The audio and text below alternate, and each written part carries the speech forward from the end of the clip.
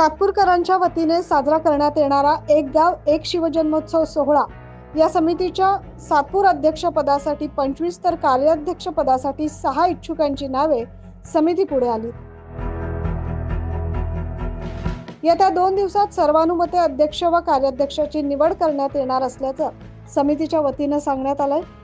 यंदा साजरा होणारा शिवजन्मोत्सव सोहळा या पार्श्वभूमीवर शुक्रवारी सायंकाळी सौभाग्य लॉन्स येथे समितीची बैठक संपन्न झाली। व्यासपीठावर 2018 ते 2020 पर्यंतचे अध्यक्ष व कार्याध्यक्ष यांच्यासह आमदार सीमा हिरे उपस्थित होत्या। कार्यक्रमाची सुरुवात राजमाता जिजाऊ यांच्या प्रतिमेस पुष्पहार अर्पण करून करण्यात आली। यावेळी विद्यमान अध्यक्ष सचिन गांगुर्डे तर कार्याध्यक्ष वृषाली सोनवणे यांच्या गेल्या वर्षभरातील कार्याचे कौतुक करण्यात आले। गांगुर्डे व सोनवणे यांच्या कार्यकाळात पहिल्यांदाच नवरात्रोत्सव देखील सुरू करण्यात आलाय। यापुढे तो अविरत सुरूच ठेवावा अशी मागणी यावेळी उपस्थितांनी केली। जे काही सूचना आहेत त्या पद्धतीने कार्यक्रम होतील। मला पहिल्यांदा आनंद वाटला बाळासाहेब की इतक्या चांगल्या पद्धतीने शिवजन्मोत्सव सोहळा आपला मागच्या वर्षीचा झाला। मला वाटतं 1 नंबर आपल्या विभागातून आपल्यालाच मिळाला असेल। पोलीस प्रशासनाकडे आपण नोंद केली पाहिजे याची, कारण ते बक्षिसं काढतात सगळ्यात चांगला शिवजन्मोत्सव सोहळा कोणाचा। आपण सीपींना पण यावेळेस पत्र देणार आहोत की नाशिक शहरामध्ये एक आगळा वेगळा शिवजन्मोत्सव सोहळा आम्ही साजरा करतो आणि त्या शिवजन्मोत्सव सोहळ्याची व्याप्ती ही जगभर व्हावी, देशभर व्हावी आणि महाराष्ट्रात सगळ्या ठिकाणी अशाच पद्धतीने हा शिवजन्मोत्सव सोहळा साजरा व्हावा।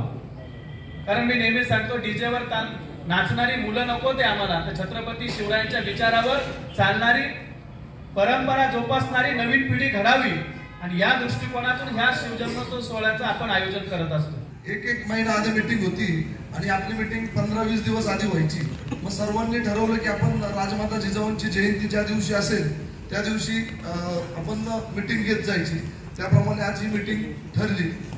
तर मी थोडक्यात या वर्षी आपण ज्या कार्यक्रमाचं नियोजन केलंय आणि आत्ताच संदीप भाऊंनी सांगितलं, प्रत्येकाला एक मनात रुकरुक असते की काही ठराविक लोक निर्णय घेत असतात आणि समितीत काम करत असतात। पण माझी आपल्या सर्वांना विनंती, प्रत्येक जण आपल्या भागात आपले मंडळ असतील, आपली संस्था असेल, आपण चालवत असता कुठलाही कार्यक्रम करायचा असेल तर खर्च असतो आणि खर्चापेक्षा महत्वाचा वेळ असतो।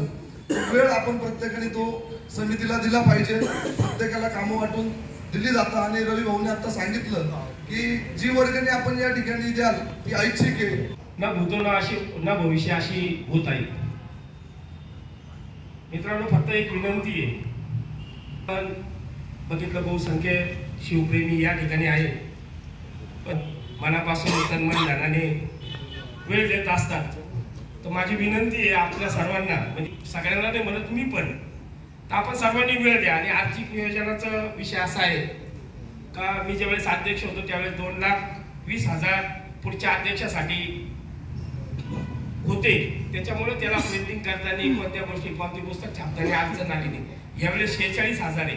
मित्रांनो, यावेळेस आपल्याला थोडीशी ताकद जास्त लावा लागणार आहे।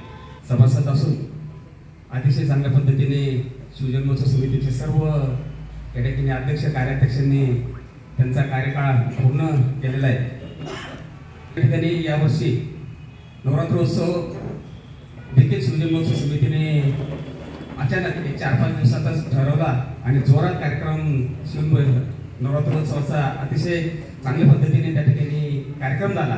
सर्व या ठिकाणी दानशूर व्यक्तींनी चांगल्या बक्षीस समावेश करता यावा ही माझी समितीकडे विनंती आहे। बाकी समितीचे कार्य एकदम चांगले आहे आणि मला 2 शब्द बोलायला दिले त्याबद्दल मी तुमचे खूप खूप आभारी आहे। धन्यवाद। दरम्यान सन 2023 मधील सोहळ्याप्रसंगी झालेला जमा खर्चाचा हिशोब खजिनदार मुन्ना तुपे व जीवन रायते यांनी मांडला। यावेळी अध्यक्षपदासाठी 25 तर कार्याध्यक्षपदासाठी 6 इच्छुकांनी आपली नावे समितीकडे दिली।